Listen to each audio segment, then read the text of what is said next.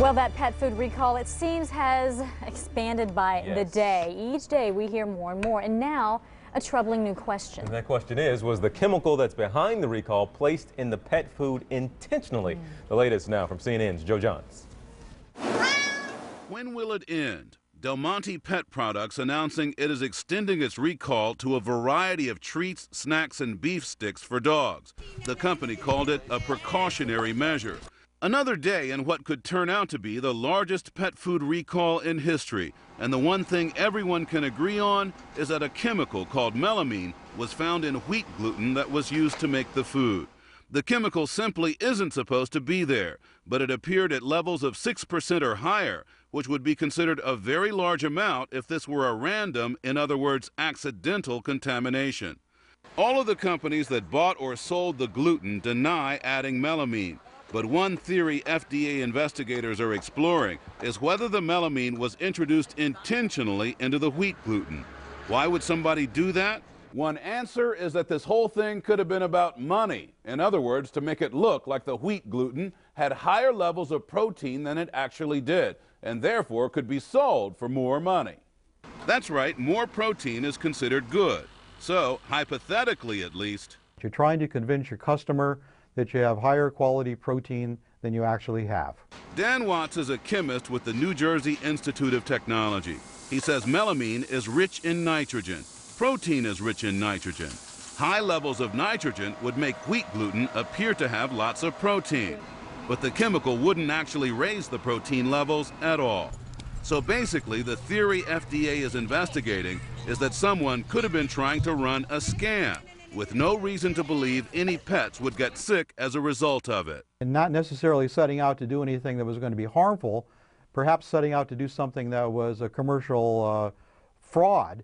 Until now, no firm research has ever suggested that melamine could be harmful to dogs and cats, and the government is still not certain whether the chemical itself has actually sickened or killed the pets, or if melamine is actually a so-called marker for some other toxic substance. The research is spotty, and there's not even a basic clearinghouse to track all the pets sickened or killed. The FDA has turned to one indicator, though. The chain of 600 Banfield pet hospitals across the U.S. plugs information into a database every time an owner shows up with a sick pet.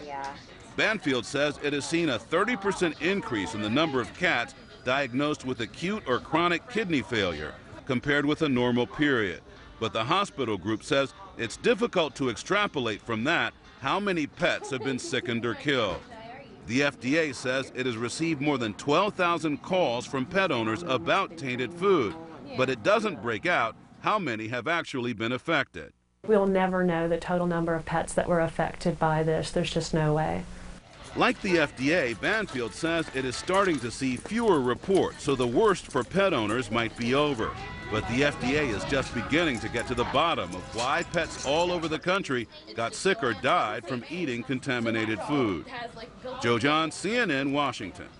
All right, whether it's a scam or not, we do want to get some expert advice for pet owners. And for that, we turn now to New York and Dr. Dian Levitan, a veterinarian. Doctor, the first thing I want to ask you is it seems like every day there are more types of food added to this recall list. And that being the case, should pet owners out there be worried about any food because there could be the potential case that that would be added to the list just as well as the other ones have?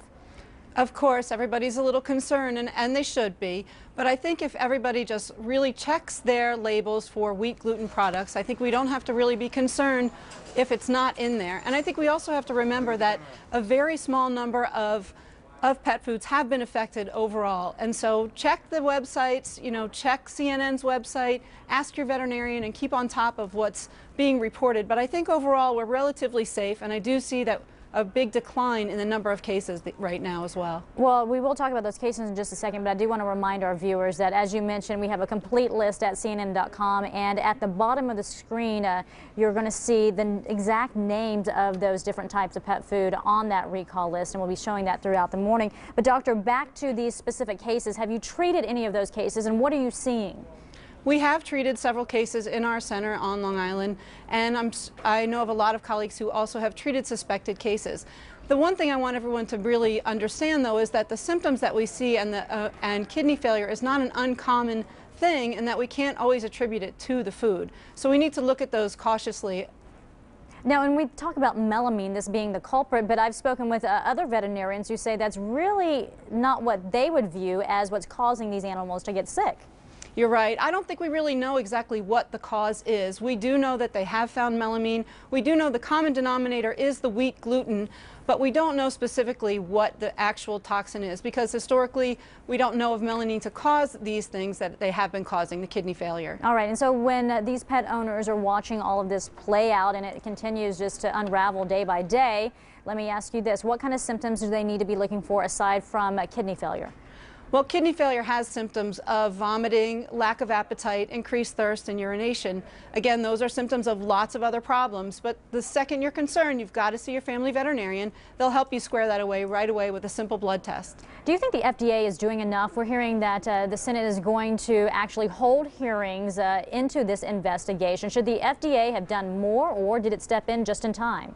I think the FDA did the very best they could with what they were given. There's very little information to disseminate, but everybody wants some information.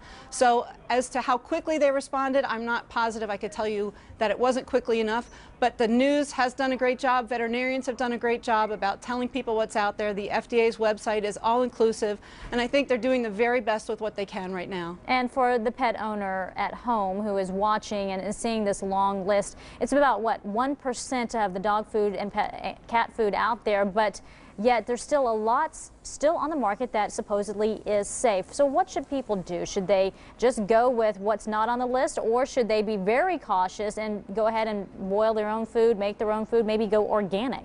You know, a lot of people want to go out and make their own food, and for the short term that may not be a very bad idea, but long term it could really lead to malnutrition and improper nutrition for their pets. So as soon as this all gets squared away, hopefully in the next few weeks, we'll all feel very confident again about pet foods. But I still think there are lots of very safe pet foods out there. Ask your veterinarian, they'll give you the best advice of what they would recommend for you to use. Dr. Dian Levitan, a veterinarian herself, we appreciate your time today. Thank you. My pleasure.